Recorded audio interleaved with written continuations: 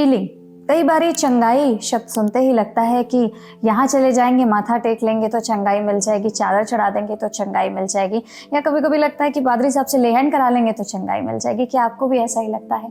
क्या आज आपके घर में कोई ऐसा है जिसको चंगाई की ज़रूरत है और परेशान है, बीमार है और पस्तहाल हैं और जगह जगहों पे जाके माथे टेक रहे हैं, या सिर्फ ऐसा लगता है कि बस चंगाई एक जगह तक सीमित है? अगर आपको ऐसा मिथ है तो आज ज़रूरत है आपको ये एपिसोड देखने की। जी हाँ, क्योंकि आज मसायाज मैसेज पॉडकास्ट आपके सामने परमेश्वर की दी हुई गिफ्ट चंगाई के बारे में कुछ बहुत ही इम्पॉर्टेंट फैक्ट्स को लाने वाला है। क्योंकि चंगाई सिर्फ एक स्थान तक सीमित नहीं होती है। चंगाई वहाँ होती है जहाँ प्रभु यीशु मसीह के नाम से प्रार्थना हो जाए। चंगाई वहाँ होती है जहाँ आपका विश्वास परमेश्वर के ऊपर अडिग हो। आज के इस एपिसोड में हम मिलने जा रहे हैं हमारे एक बहुत ही खास मेहमान से, जिन्हें परमेश्वर ने एक बहुत ही आम स्थान पर दुनिया के रूप से रखा है, लेकिन वो उस आम स्थान पर रहकर के भी कई लोगों के जीवन में रोशनी लेकर के आते हैं, कई लोगों के जीवन में चंगाई के गिफ्ट को लेकर आते हैं। वो कोई पास्टर नहीं है, कोई पादरी नहीं है, कोई पंडित मौलवी नहीं है, वो एक आम इंसान है। और आज हम उनसे मिलने वाले हैं जो कि मैक्स हॉस्पिटल साकेत में कई लोगों के लिए इस समय बरकत का वसीला बने हैं, आशीष का कारण बने हैं, और उनकी वजह से कई लोगों के जीवन में चंगाई आई है। जी हाँ, आज हम मिलने जा रहे हैं ब्रदर मनी फिलिक्स से और उनसे जानेंगे बहुत सारे इंटरेस्टिंग फैक्ट्स। खाली चंगाई के साथ साथ एक और बहुत इंपॉर्टेंट चीज़ है भूत प्रेत, यानी कि एग्जॉर्सिज्म, जिसके बारे में कई तरीके की चीज़ें हैं। आज हम उसके बारे में भी चर्चा करेंगे और उसके साथ साथ क्या है एविल स्पिरिट, क्या है एग्जॉर्सिज्म, इन चीज़ों के बारे में जानेंगे। और सबसे इम्पोर्टेंट चीज़, हमारे रैपिड फायर और पूरे एपिसोड में आपको एक और पहलू के ऊपर आज ज़रूर बताएंगे कि सच में क्या बपतिस्मा लेने के बाद आपको आपका नाम चेंज करने की, थॉमस और अलग अलग इंग्लिश नेम्स लेने की ज़रूरत है, या जिस नाम के साथ परमेश्वर ने आपको इस दुनिया में भेजा है उसी नाम के साथ आप रह सकते हैं। बहुत सारी बातें हैं इस एपिसोड में। Stay tuned and let's welcome our guest. So viewers, without wasting any time, let's welcome हमारे आज के गेस्ट। यहाँ पर मौजूद हैं स्टूडियो में, जिनका नाम है ब्रदर मनी फिलिक्स। आपका बहुत बहुत स्वागत है कि आपने हमारे लिए यहाँ पर और दर्शकों के लिए यहाँ पर टाइम निकाला। आपका बहुत बहुत धन्यवाद कि आपने ये मुझे मौका दिया कि मैं परमेश्वर के वचनों को और परमेश्वर की बातों को सीखने के लिए, आपसे बातचीत करने के लिए यहाँ पर आपने मुझे बुलाया। इसके लिए आपका बहुत बहुत धन्यवाद। Thank you so much. And इससे पहले कि हम लोग आगे बढ़े, कई लोग आपको देख रहे हैं, कई लोग हो सकता है कि आपको जानते हों, लेकिन हम चाहेंगे कि आप अपने बारे में कुछ बताएं, अपनी पर्सनल जर्नी, कहाँ से आपने शुरुआत करी। अगर मैं अपने जीवन के बारे में बताऊं तो मैं एक छोटे से गांव में पैदा हुआ, और जिसका नाम फतेहपुर बेरी है। और अगर मैं थोड़ा सा उसको पीछे से लेकर के चले तो हम पिछले 130-135 साल से वहाँ पर रह रहे हैं। और जब अंग्रेज़ों ने इस इंडिया पर राज किया, उस दौरान हमारे 12 परिवार थे जो कि परमेश्वर में आए उस गांव से। और उसके बाद से हमारा जो जीवन है वो परमेश्वर के साथ जुड़ा, यानी कि हमारे जो पुराने बुजुर्ग लोग थे उन्होंने परमेश्वर को जाना, और वो जर्नी आज तक हमारे साथ में। और आज हम इस जगह पर तकरीबन 135 साल से हैं। और मेरा जन्म यहाँ पर फतेहपुर बेरी में हुआ, और 1985 में मैं यहाँ पर पैदा हुआ, और तब से मेरे जीवन की शुरुआत हुई। और जब से मैंने होश संभाला और मैं यहाँ पर परमेश्वर के वचन को मैंने सीखा, क्योंकि एक मसीह परिवार में जन्म हुआ, और वही तौर तरीके और उसी तरीके से जो शिक्षाएं हमें जो एक मसीह परिवार में मिलती हैं वो मिली।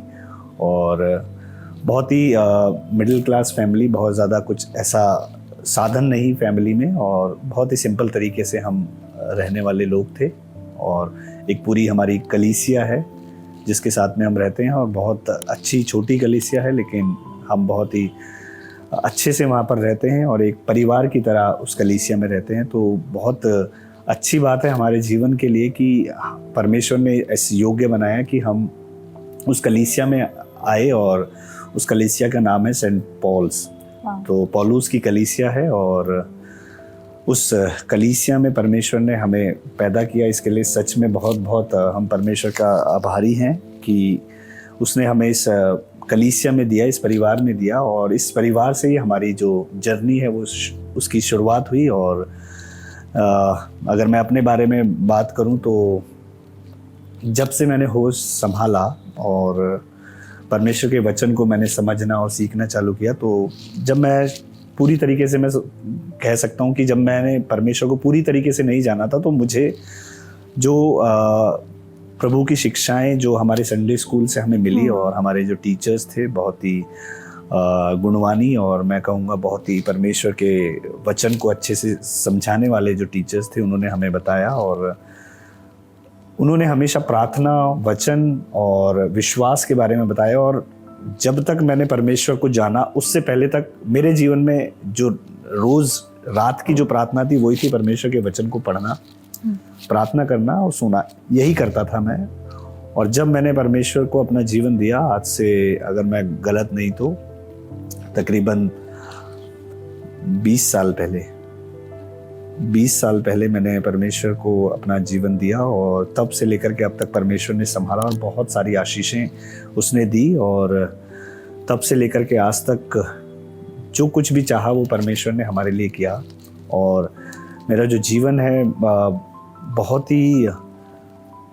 सारी जगहों पर बहुत ही परेशानी भी रही, और लेकिन परमेश्वर का वचन बताता है ना कि जहाँ तू जाएगा वहाँ मैं तेरे साथ रहूँगा। तो वही हमारे साथ रहा, और बहुत ही मैं सोचता हूँ बहुत अच्छी जर्नी रही। क्योंकि अगर हम एक परिवार में हैं तो परिवार हर समय, चाहे कैसी भी परिस्थितियाँ हों, कैसी भी परेशानियाँ हों, वो हमें साथ लेकर के चलता है। तो वो परिवार हमारा ये सेंट पॉल की कलीसिया जिसने हमें संभाला। और उसके बाद जब परमेश्वर के नज़दीक आए, परमेश्वर के पीछे जब चलने लगे और उसको जाना पहचाना कि वो कौन है और उसने क्या हमारे लिए किया, तो जो मैं वचन परमेश्वर के पढ़ता था तब मैं शायद उन चीज़ों को नहीं समझा। वो मेरे लिए ऐसे रहा कि जब एक जानवर होता है, हम गाय के बारे में बात करें, वो चारा खाता है और पूरे दिन जुगाली करता है, तो वो मेरे लिए ऐसा था कि वो मैंने वचन को पढ़ता गया, उस समय मुझे समझ नहीं आया। लेकिन जब मैंने परमेश्वर को जाना तो वो वचन मुझे समझ आने लगे, और वो जो वचन मैंने उस समय सीखे वो जब मैंने परमेश्वर को जाना तब वो मेरे जीवन में कार्य करने लगे। और तब से चाहे कुछ भी समस्या हो, चाहे कुछ भी परेशानियां हो, परमेश्वर के वचन वो समय समय पर आते हैं और हमें हर परिस्थिति के बारे में वो बताते हैं कि हम कैसी भी परिस्थिति में हो, परमेश्वर का जो वचन है वो आपको उन परिस्थितियों से निकालता है। तो इस तरीके से हमारा जो जीवन है वो आगे बढ़ा, और उसके बाद फिर शादी हुई, बच्चे हुए। तो ये भी एक परमेश्वर की आशीष है कि एक अच्छी जीवन साथी मिलना, और उसकी भी एक लंबी स्टोरी है। तो अगर हमें समय मिलेगा तो हम बताएंगे, पर अगर आप कहते हैं तो थोड़ा सा बताते हैं। मेरी जो शादी थी वो एक विश्वासी ही लड़की थी, जो कि थोड़ा सा अलग अजीब लगेगा। हमारी जो बातचीत की शुरुआत हुई वो फेसबुक के द्वारा शुरू हुई, और मेरा शुरू से एक जो एक्चुअल में जो मैं सच्ची बात है वो मैं बता रहा हूँ कि मेरा था कि मेरी जो शादी हो कोई एक पहाड़, मतलब जो पहाड़ पे रहती हो। अच्छा, पहाड़ी इन द सेंस कि मुझे पहाड़ देखना या मतलब पहाड़ों में जाना बहुत शौक है। तो मेरा ये था कि जो भी मेरी जीवन साथी हो वो इस तरीके से हो, और ऐसे ही हम दोनों की बातचीत शुरू हुई, और धीरे धीरे बातचीतें हुई, और हमारा हालांकि एक दूसरे के साथ में लव मैरिज हुई, लेकिन लव बाद में हुआ। पहले हमारी जो बातचीत हुई वो एक दूसरे को परमेश्वर के वचन को शेयर करके हुई, यानी कि हम एक दूसरे को परमेश्वर के बारे में डिस्कस करते थे, बात करते थे, और तब हमारी दोनों की आपस में जो चीज़ें वो मिली, और इस तरीके से हम एक साथ जुड़े। और जो मेरी वाइफ की जर्नी है वो भी एक बहुत ही मिडिल क्लास फैमिली से थी, और उसकी लाइफ में भी बहुत उतार चढ़ाव थे, और बहुत ही परिस्थितियाँ इतनी के विपरीत थी कि बड़ी मुश्किलों से उन्होंने अपने जीवन को चलाया, और आज वो मेरे साथ है। अगर कभी मौका मिला तो उनका जब इंटरव्यू होगा तो वो अपनी जर्नी बताएंगी। डेफिनेटली। तो ये सारी चीज़ें हुई और परमेश्वर का धन्यवाद है कि हमारी शादी हुई और शादी होने के बाद में आज परमेश्वर की दया से 2 बच्चे हैं, एक बेटा है और एक बेटी है। तो इसमें भी बहुत सारी गवाहियाँ हैं, अगर मैं बात करना चालू करा तो बहुत समय लग जाएगा। तो ये मेरे जीवन की शुरुआत रही, इस तरीके से जो है हम यहाँ पर पहुँचे और आज तक परमेश्वर हमें संभाल करके रखा है। आप एक्चुअल में एक हीलिंग मिनिस्ट्री का भी पार्ट है इनडायरेक्टली, हम कहें तो उसके बारे में अगर आप कुछ बताना चाहें, क्योंकि डायरेक्टली तो बहुत सारे पास्टर्स हैं, हीलिंग होती है, परमेश्वर के दास दासियां हैं जो हीलिंग डायरेक्टली करते हैं एक मिनिस्ट्री में, पर परमेश्वर ने भी आपको हीलिंग मिनिस्ट्री में कहीं ना कहीं इनडायरेक्टली रखा है सेक्युलर वर्ल्ड से जोड़ते हुए, उसके बारे में। हीलिंग मिनिस्ट्री मेरे जीवन में हीलिंग मिनिस्ट्री की अगर मैं बात करूं तो मतलब मेरे पास खुद लाइव एग्जांपल है। मतलब बहुत सी बार हमें लगता है ना, कोई दूसरा पर्सन अगर हीलिंग कर रहा है तो हम विश्वास नहीं करते। तो मेरे साथ ऐसा भी हुआ है कि जो कुछ वक्ता हैं जिन्होंने मतलब मेरे सामने ही लोगों को हील किया है। और कुछ ऐसी एक्सपीरियंस भी रहे हैं जो कि बाय ग्रेस ऑफ गॉड, परमेश्वर की दया से मैंने भी उन काम को किया है। अगर मैं उसके बारे में बात करूं तो मेरी कज़न सिस्टर हैं, उसके लाइफ में कुछ ऐसी प्रॉब्लम्स आई जो कि दुष्ट आत्मा मैं कह सकता हूँ उससे वो परेशान हुई और बहुत सारी परेशानी आई, फैमिली में बहुत सारी चीज़ें आई और बहुत ही अलग माहौल हो गया। लेकिन वही परमेश्वर का वचन हमें हर समय बताता है, समझाता है और कहीं ना कहीं हम प्रार्थना कर रहे थे और वो चीज़ नहीं हो रही थी, यानी कि वो चीज़ नहीं जा रही थी। अगर हम बात करें, वचन में भी लिखा है कि ये चीज़ें बिना प्रार्थना और उपवास के नहीं जाती। तो ऐसे ही हुआ, एक दिन प्रार्थना करी, 2 दिन प्रार्थना करी, बट वो चीज़ नहीं ठीक हो रही थी। तो एक दिन फिर सडनली मेरे मन में ख्याल आया कि हम क्यों ना फास्टिंग करके प्रयत्न करें। और उस दिन मैं फास्टिंग करा और मैं उनके घर पर ही रुका और उसके बाद हमने प्रार्थना करी और वो दिन है और आज का दिन है। उसके बाद वो प्रॉब्लम आज तक भी नहीं आई। तो परमेश्वर का जब परमेश्वर हमारे जीवन में कार्य करता है तो वो बहुत अद्भुत तरीके से करता है और सच में बहुत ही महान काम वो करता है जिसके बारे में हम सोच भी नहीं सकते। तो परमेश्वर का वचन जो है वो हमें हर पल हर समय संभालता है और हमें हमेशा सही और गलत के बारे में बताता है। तो ये जो है इस तरीके से परमेश्वर ने जो है उस आश्चर्य कर्म को मेरे जीवन में करा और बहुत सारी ऐसी मिनिस्ट्री हीलिंग मेरे जीवन में मैंने देखी और हमारे खुद के चर्च में भी बहुत सी बार ऐसे लोग आए जो कि दुष्ट आत्मा से परेशान थे।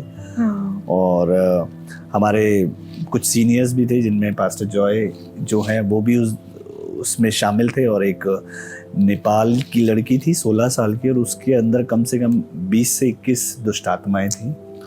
और हमने मिल कर के 1-2 हफ्ते, 3 हफ्ते, 4 हफ्ते प्रार्थनाएं करी और वो चीज़ें उसके जीवन से, उस लड़की के जीवन से जाती रही। और अभी कुछ टाइम पहले भी मैंने उससे बात करी और वो प्रॉब्लम अब उसके बीच में नहीं है। तो परमेश्वर हमें हीलिंग मिनिस्ट्री में लेकर के जाते हैं और बहुत सारी बार हीलिंग मिनिस्ट्री या हीलिंग के बारे में अगर हम देखते हैं तो बहुत सारी चीज़ें ऐसी हैं कि हम विश्वास तो करना चाहते हैं हीलिंग पर, लेकिन नहीं कर नहीं पाते। क्यों नहीं कर पाते? क्योंकि कहीं ना कहीं हमारा जो विश्वास है वो कमज़ोर होता है या लोग हमें बार बार जो बातें हैं वो उनके विपरीत बताते हैं। आज के समय में अगर हम देखें हीलिंग के बारे में तो हीलिंग जो है बहुत सारी जगहों पर हो रही है और आत्मिक रूप से हो रही है, क्योंकि परमेश्वर का वचन बताता है कि आजकल जो मिरेकल्स हो रहे हैं, जो चमत्कार हो रहे हैं, पुराने अगर हम बाइबल में देखते हैं तो एक जादूगर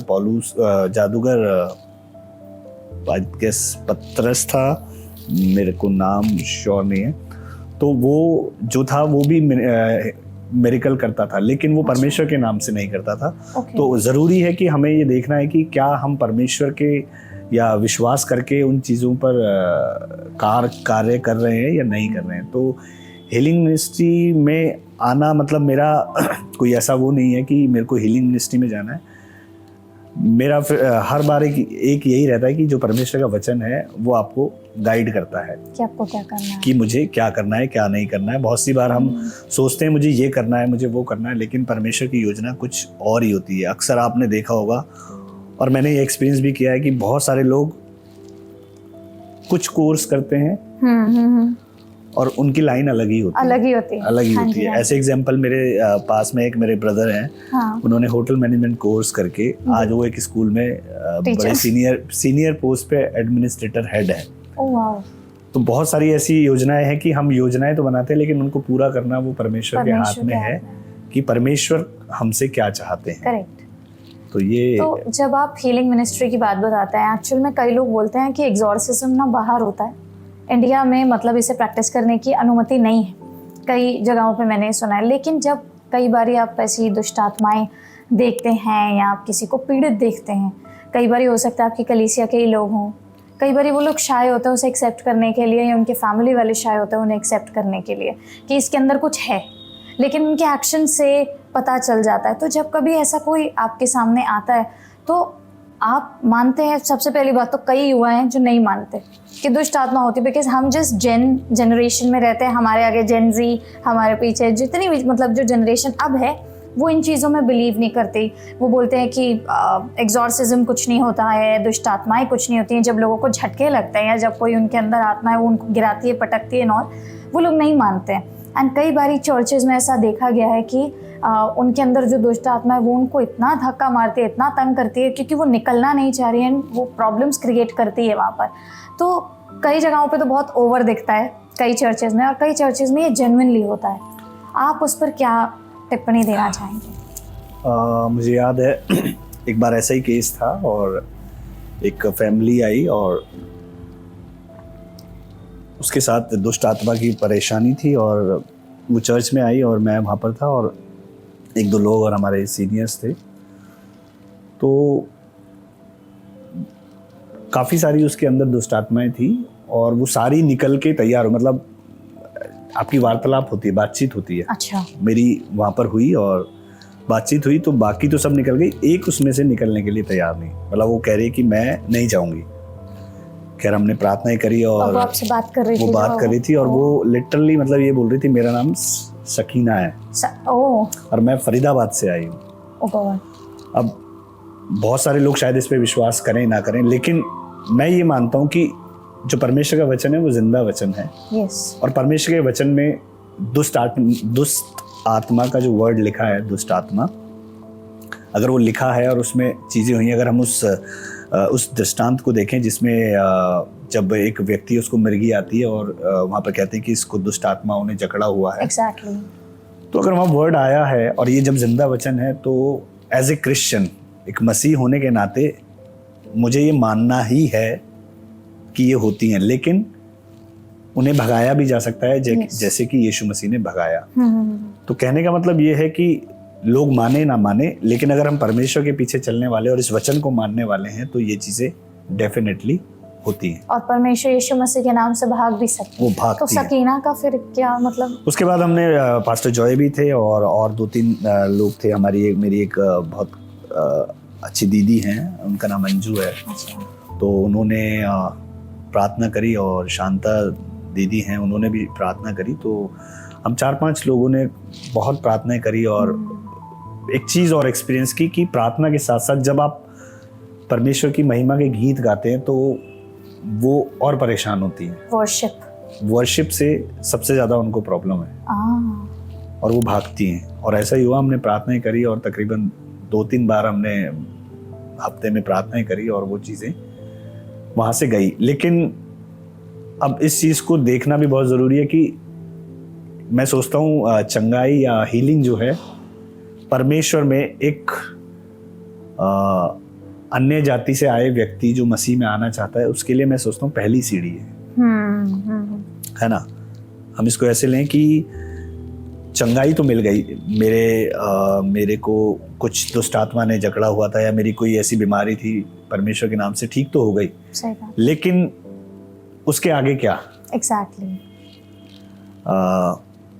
बहुत सारे ऐसे दृष्टांत हैं जो कि बाइबल में लिखे हुए हैं कि परमेश्वर ने आपको चंगाई को तो दे दी, लेकिन अगर हम उसमें एक दृष्टांत देखते हैं कि वो 10 कोढ़ियों को चंगा करता है यीशु मसीह, यस, और उन 10 में से कौन वापस आता है? सिर्फ एक आता है, यानी कि वो जो 9 थे वो चले गए। आज के समय में भी अगर हम देखें, बहुत सारे ऐसे लोग हैं जो कि बड़ी बड़ी सभाओं में आते हैं, अन्य जातियों से भी आते हैं और वो चंगाई पाते हैं, लेकिन शायद उनमें से 1 या 2 होते हैं जो कि उससे आगे के स्टेप को बढ़ाते हैं, बाकी सब चले जाते हैं, क्योंकि उनका मकसद क्या है?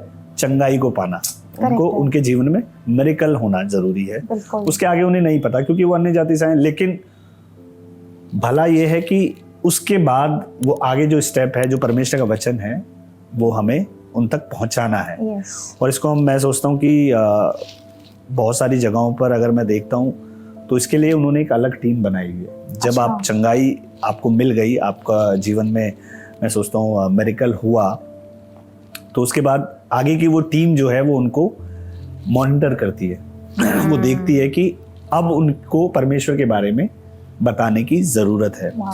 हमारे चर्च में अगर मैं बात करूं तो तकरीबन 3 साल से 3-4 छोटी बच्चियां और उनकी दादी बहुत मतलब आत्मिक रूप से वो आ रही हैं, क्योंकि परमेश्वर आपको बताता है कि कितना कौन परमेश्वर में आत्मा में है। और उन्होंने, जब मैं अच्छे से याद है, वो शुरुआत करी उन्होंने और बहुत अच्छे से वो परमेश्वर के वचनों को गाते थे, उनकी गीतों को गाते थे और बहुत ध्यान से सुनते थे। और एक मैं सोचता हूँ बहुत ही छोटी जाति से वो लोग आते हैं, लेकिन परमेश्वर का वचन सबसे पहले जातिवाद को खत्म हटाता है। तो चाहे एक डॉक्टर है, चाहे एक झाड़ू लगाने वाला है, परमेश्वर की नजर में बराबर है। भवन में सब बराबर है। और वहां पर आना स्टार्ट हुआ और वो तकरीबन 2-3 साल तक आते रहे। अब बात आई कि उनको बैप्टिज्म देना है। अब बैप्टिज्म तो तब देंगे ना जब उन्हें आगे कुछ पता हो। उन्हें ये तो पता है वो भवन में आ रहे हैं, लेकिन आगे उनको बताने वाला भी तो चाहिए। तो ये बड़ी समस्या थी। तो खैर उनको बताया गया कि भाई इससे आगे अब आपको बैप्टिज्म लेना है तो आपको ये करना है जो विधि है। लेकिन खैर उनको, जो उनकी बच्चों की दादी थी, उन्होंने तो ले लिया, क्योंकि बच्चे अभी बड़े नहीं थे। तो खैर उन्होंने लिया। तो कहने का मतलब ये कि चंगाई के बाद में आगे किस तरीके से परमेश्वर को ग्रो कहाँ करनी है, तो उसके लिए 2 तरीके हैं। एक तो सच में जो परमेश्वर के उस चंगाई के द्वारा परमेश्वर की नजदीकी में आया, तो फिर वो परमेश्वर के वचन को पढ़ता है, विश्वास करता है और परमेश्वर का आत्मा उसको सिखाता है। और जब ये तीनों चीजें मिल जाती हैं तो वो ऑटोमेटिकली ग्रो करने लगता है वचन में। कुछ लोग होते हैं उनको सिखाना पड़ता है, बताना पड़ता है। आप धीरे धीरे सिखाओगे, बताओगे तो वो सीखते हैं। तो ये सारी चीजें जरूरी हैं कि परमेश्वर जब आपको चंगाई मिल जाए, चंगाई दे दे, तो उसके बाद जो है आप किस तरीके से उनको आगे बढ़ाते हैं।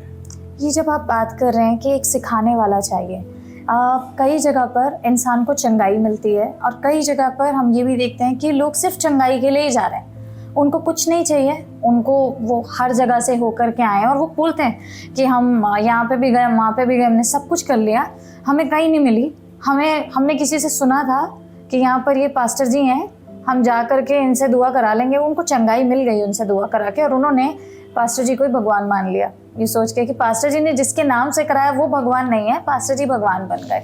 अब अगर वो इंसान परमेश्वर में ग्रो करना चाहे तो सबसे पहले तो ये पास्टर का काम है कि वो पहले उन्हें ये बताएं कि मैंने तुम्हें सही नहीं करा है, यीशु मसीह के नाम से, यीशु मसीह के लहू के द्वारा तुम सही हुए हो। अब ये एक बहुत बड़ा चैलेंज है कई बारी, और इसी वजह से हम देखते हैं कि सोशल मीडिया पर कई जगह पर क्रिश्चियनिटी को बहुत बुरी तरीके से ट्रोल किया जाता है। 2 रीजंस हैं। एक, सबसे पहला जो दर्शकों ने भी बहुत बारी देखा होगा कि कई पास्टर्स के चर्च में लोग जा रहे हैं और उन्होंने बपतिस्मा ले लिया और नाम चेंज करा लिया। तो ये एक बड़ा चैलेंज है, क्योंकि लोग कहते हैं अरे भाई कल तक तो शर्मा थे, आज थॉमस कैसे हो गए, कल तक तो तुम ये थे, आज तुम्हारा सरनेम कैसे चेंज हो गया। क्योंकि उनको सिखाया ही शायद ये जा रहा है कि आप एक काम करो, आप नाम चेंज कर लो क्योंकि आपकी आइडेंटिटी चेंज हो गई। पर मैं आपसे ये जानना चाहूँगी कि बपतिस्मा एक्चुअली आइडेंटिटी, सरनेम चेंज करने के बारे में नहीं है, वो आपका कैरेक्टर आपको शुद्ध करने के लिए है। तो कई जगह पर तो इसे बहुत ज़्यादा मतलब लोगों को बोला जाता है आपको तो लेना ही है, उन्हें फोर्स किया जाता है बैप्टिज्म के लिए, जिसके अगेंस्ट MMP है, मसाया मैसेज पॉडकास्ट इस बात पर बहुत ज़्यादा एम्फेसाइज करते हैं कि अगर आप देख रहे हैं कि कहीं पर ज़बरदस्ती बपतिस्मे दिए जा रहे हैं तो प्लीज़ हमें कांटेक्ट करिए, हमारा ईमेल आपके पास आता है, आप हमें कांटेक्ट करिए, क्योंकि इस चीज़ को फाइट करने के लिए एक प्रॉपर पैनल बनाया गया है जिसका नाम भारतीय मसीह समाज है। और अगर आपको कहीं दिखता है कि परसिक्यूशन हो रहा है या कोई ज़बरदस्ती किसी चर्च को जला रहा है, या आपको दिखता है कि किसी क्रिश्चियन के या किसी ईसाई के घर में आपको दिख रहा है कि कोई गलत प्रैक्टिस हो रही है, या फिर आपको ये दिखाई देता है कि कोई ज़बरदस्ती बपतिस्मा दे रहा है, तो प्लीज़ कॉल इट आउट ताकि हम आप लोगों की उस काम में मदद कर सके। लेकिन उसके साथ साथ जब हम इस चीज़ को बता रहे हैं, कई लोग होते हैं वो बोलते हैं कि बपतिस्मा लेना ही पड़ेगा आपको, आप इस चर्च में आओ वरना कल शादी नहीं होगी, मतलब कल को अगर हमको शादी करनी है हमको शादी नहीं करने देंगे वो। तो ये एक बड़ा चैलेंज है। और मैं कई लोगों से जब मिलती तो कहते हैं यार आपके यहाँ चर्च में तो बड़ा ही गलत है, हमारी तो दीदी जाना शुरू हुई है आपके चर्च में। मुझे कैब वाला मिला, उसने मुझे कहा पिछले संडे कि मेरी तो एक सिस्टर है, मतलब मासी की लड़की है वो, और पंजाब में उसने चर्च में जाना एक जगह पर शुरू किया है, अब उसकी शादी हो गई, उन्होंने बोल दिया उसे सिंदूर मत लगाओ, उन्होंने बोल दिया उसे मंगलसूत्र मत पहनाओ, और कह रहा कि अब वो बपतिस्मा भी ले चुकी है। तो उसके कहने से एक अलग टोन आ रही थी, जबकि यीशु मसीह चीज़ों में दिखावा नहीं चाहते। तो वो चीज़ पे मैं आपसे क्लैरिटी चाहूँगी। इस चीज़ को अगर हम देखें तो आजकल बहुत सारी चीज़ें चल रही हैं, चाहे अगर हम बात करें यही ज़बरदस्ती बैप्टिज्म के बारे में, बैप्टिज्म की अगर हम बात करें तो मतलब मेरे जीवन में भी एक बैप्टिज्म से लेकर के एक बात है। जब मैंने परमेश्वर को जाना तो मेरा बैप्टिज्म हो चुका था, यानी कि मेरा अक्सर मेन लाइन चर्चेज में क्या होता है कि बचपन में आपका बैप्टिज्म हो जाता है। हाँ जी। और इस चीज़ को मेरे कुछ एक दो सीनियर ब्रदर्स हैं जो परमेश्वर के अच्छे वचन को जानने वाले हैं, उनसे भी डिस्कशन हुआ और मैंने खुद भी जितना मेरे से पॉसिबल हुआ मैंने उस चीज़ को देखा। और बैप्टिज्म को लेकर के बड़ा ही मतलब दिमाग में बहुत ही विचार चलते रहे कि बैप्टिज्म क्या है।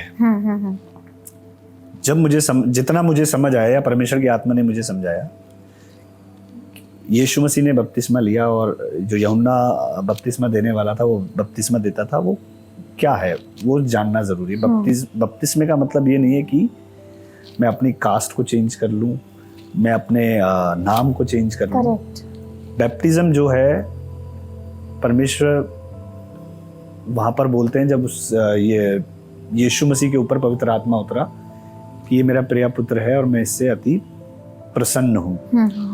और यूहन्ना बपतिस्मा देने वाला जो था उसने यीशु मसीह को जो है बैप्टिज्म दिया, और बैप्टिज्म देने के बाद में उसने कहा कि मैं तो तेरी जूती के वो खोलने के लायक भी नहीं हूँ। तो यीशु मसीह ने उससे कहा कि जो तेरे को काम दिया गया है तू उसको पूरा कर। तो ये एक मैं सोचता हूँ वो काम यूहन्ना बपतिस्मा को सौंपा गया, उसने उसको पूरा किया। इसी तरीके से जो बैप्टिज्म है, बैप्टिज्म जो है हमारे जीवन को, मैं सोचता हूँ कि जब मैं यीशु मसीह को समझता हूँ या यीशु मसीह को ग्रहण कर लिया मैंने अपने जीवन में, बैप्टिज्म मैंने लिया, और जब मैंने बैप्टिज्म ले लिया तो मैं उस चीज़ को मानता हूँ कि मेरा जो जीवन है वो परमेश्वर में और मजबूती के साथ आगे चले, यानी कि एक आइडेंटिटी हो गई कि मैं परमेश्वर में आ गया। लेकिन आज के समय में बहुत सारी जगहों पर क्या होता है, बचपन में ही बैप्टिज्म दिया जाता है, जो कि मुझे भी मिला, और इस पे मेरी बहुत अपने चर्च में बहस भी हुई और बहुत सारी बातें भी हुई। और जो पास्टर थे उनसे मैंने बोला, तो सडन उसी समय में हमारे चर्चेज में कुछ बैप्टिज्म होने थे, और तो मैं इस बात पे ही चल ही रहा था कि मुझे बैप्टिज्म लेना चाहिए, दोबारा नहीं लेना चाहिए। और मैं आज भी इस चीज़ को मैं मतलब नहीं समझ पाया कि मैंने सही किया कि गलत किया था।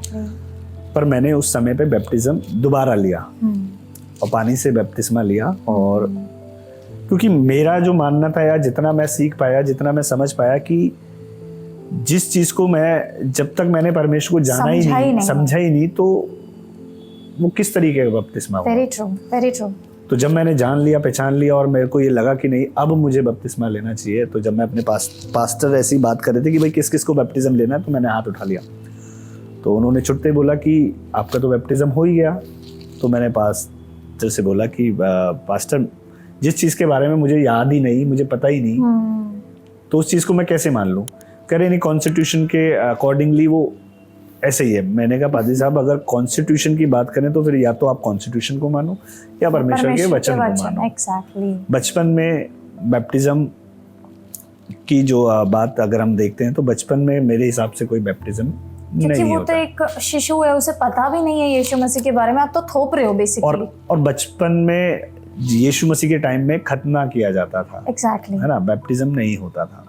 तो इस पे बहुत सारे विवाद रहे और उसके साथ ही मेरे साथ एक घटना भी जुड़ी 2014 में ही, जब ये बैप्टिज्म हुआ। संडे को बैप्टिज्म हुआ और मंडे को मेरा एक एक्सीडेंट भी हुआ। और वो मतलब बहुत ही खतरनाक एक्सीडेंट था और पानी के टैंकर ने मुझे हिट किया और मैं वहीं पर ही बेहोश हो गया था और थोड़ी देर बाद होश आया और मेरे तब तक काफ़ी सारे फ्रैक्चर्स हो चुके थे और बहुत लोगों ने उसको गलत वे में लिया कि उसने दोबारा बैप्टिज्म ले लिया तो इसलिए हुआ है, क्रोधित हो गए। मतलब अब लोग है ना, लोगों को आप मुंह बंद नहीं कर सकते। परमेश्वर की क्या योजना है हमें नहीं पता। Very true. तो लोगों ने बहुत सारी चीजें करी, लेकिन शायद मेरे लिए एक मैं सोचता हूँ कि जब परमेश्वर में आप मजबूती के साथ आगे बढ़ते हो तो शैतान भी उसी तेजी से वो काम करता है। वो आपको हर तरीके से कोशिश करता है कि वो परमेश्वर के पास ना जाओ। और आप देखोगे कि जब आप परमेश्वर के क्लोज जाओगे तो विपत्तियां, परेशानियां शैतान है वो आपके ऊपर डालता है। तो बैप्टिज्म जो है, जब तक मैं परमेश्वर को नहीं जान लूंगा तो वो बैप्टिज्म नहीं है। Very true. बट आपने ये चीज़ बोली ना कि बपतिस्मे के बाद जैसे आपका एक्सीडेंट हो, मुझे लगता है एक्चुअली रियल टेस्ट बपतिस्मे के बाद ही स्टार्ट होता है। सबकी लाइफ में टर्निंग पॉइंट्स ना बैप्टिज्म के बाद आते हैं, फिर चाहे वो प्रॉब्लम्स, क्योंकि तब आप एक्चुअली बैप्टिज्म के बाद आपकी लाइफ में बड़ी टेस्टिमनीज बनती चली जाती हैं। तो वो टेस्ट के बिना तो हो ही नहीं सकता।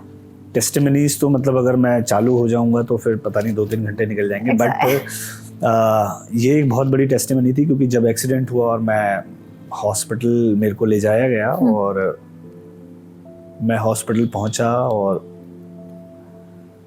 मतलब वो परमेश्वर का वचन कहता है ना, तेरी हड्डी हड्डी की वो रक्षा करता है। भले ही मेरे काफ़ी सारे यहाँ पर जो स्कैबुला एक हड्डी होती है तो उसके फ्रैक्चर होते हैं, लेकिन उसमें कोई सर्जिकल इंटरवेंशन नहीं होती, यानी कि उसमें कुछ सर्जरी से ठीक नहीं होता, वो ऑटोमेटिक अपने आप ही ठीक होता है। ओके।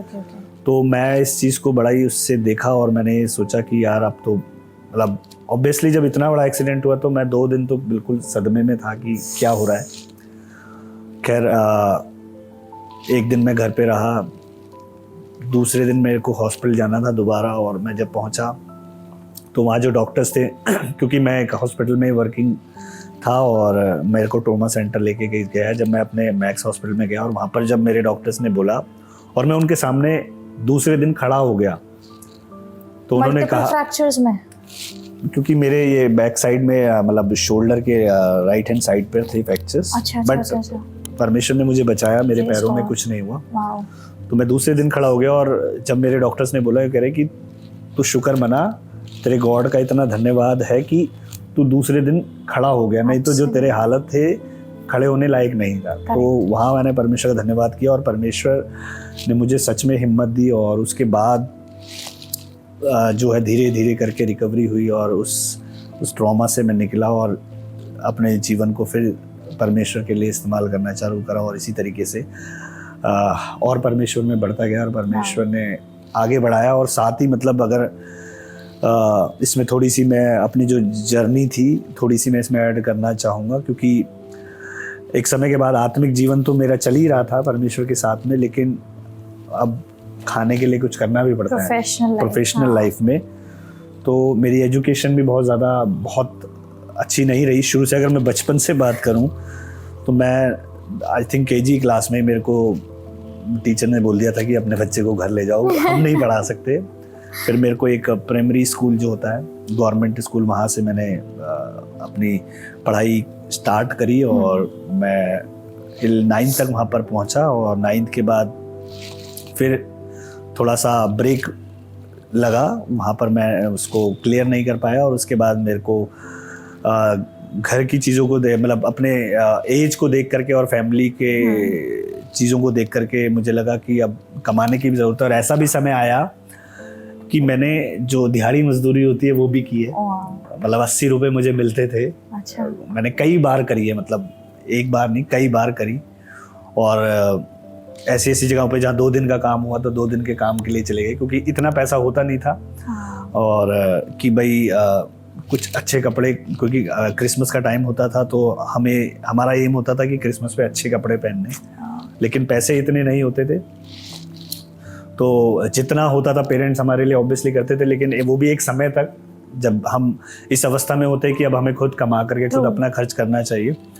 तो उस अवस्था में क्योंकि एजुकेशन इतनी ज़्यादा अच्छी थी नहीं कि हम बहुत अच्छी जगह पर काम कर सकें, तो वहाँ पर शुरुआत हुई। और मैंने हमारे एक पास्टर, जो हमारे चर्च के पास्टर थे, पास्टर चंद्रभान, वो हमारे चर्च के इंचार्ज थे, और उनके साथ कुछ ऐसी घटनाएं घटी जिसकी वजह से वो बेड पर आ गए और बड़ी परेशानी रही उनके जीवन में। और लेकिन परमेश्वर का विश्वास उनके अंदर, मैं सोचता हूँ कि इतना भरा हुआ, और उनकी जो जीने की पावर, या मैं कहता हूँ कि परमेश्वर की सामर्थ्य थी, जो आज तक भी वो जीवित है। मतलब पिछले 17-18 साल से वो बेड पर हैं कंप्लीटली। तो जब उनके साथ ये प्रॉब्लम हुई, मैं उनके साथ में वहाँ पर, क्योंकि जो उनके बेटे थे उनके साथ अच्छे ताल्लुकात थे और अच्छी बातचीत थी, तो मेरी मदर ने उनसे रिक्वेस्ट करी कि इसको कहीं पर जॉब दिलाओ। और ऐसी एजुकेशन नहीं थी कि बहुत अच्छी जगह, तो वहाँ पर हॉस्पिटल में एक बहुत ही लो लेवल पे मैंने शुरुआत करी, और 2800 रुपये मुझे महीना मिलता था। और वहाँ से करते करते करते मैंने फिर अपना 10th क्लियर किया, मैंने 12th क्लियर किया, मैंने ग्रेजुएशन कंप्लीट करा। देन उसके बाद करते करते आज मैं बाय ग्रेस ऑफ गॉड इस मुकाम पर हूँ कि मुझे जो है लोग मेरे हॉस्पिटल में जानते हैं। आज मुझे 17 साल हो गए हैं, और ये परमेश्वर की सच में एक बहुत बड़ी आशीष है कि जो मेरे जीवन में उसने दिखाई।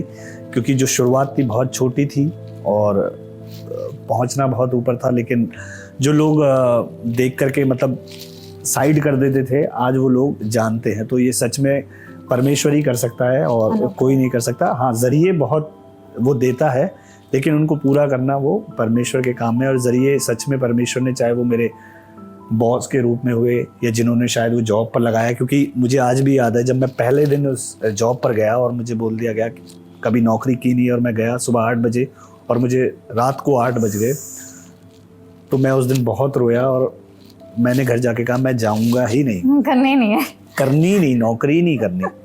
फिर मेरे एक ब्रदर हैं मिस्टर संदीप, मेरा बहुत अच्छा उनसे रिलेशन है, और आत्मिक रूप से भी वो मतलब मेरे को बहुत अच्छे सिखाते हैं। कभी भी मुझे प्रॉब्लम होती है या परेशानी होती है तो मैं उनसे डिस्कस करता हूँ। तो उन्होंने बोला उस दिन कि नहीं तुम जाओ, और उन्होंने बहुत अच्छे से समझाया, और मैं शायद वो बात सुनी और मैं गया, और वो दिन है और आज का दिन है। उसके बाद मैं फिर वापस पीछे नहीं आया, और परमेश्वर यहाँ तक लेकर के आया। तो सच में परमेश्वर के पीछे आप चलते हैं तो परमेश्वर आपको आशीषित भी करते हैं। तो ये जो है परमेश्वर ने इस तरीके से मेरे जीवन को बदला।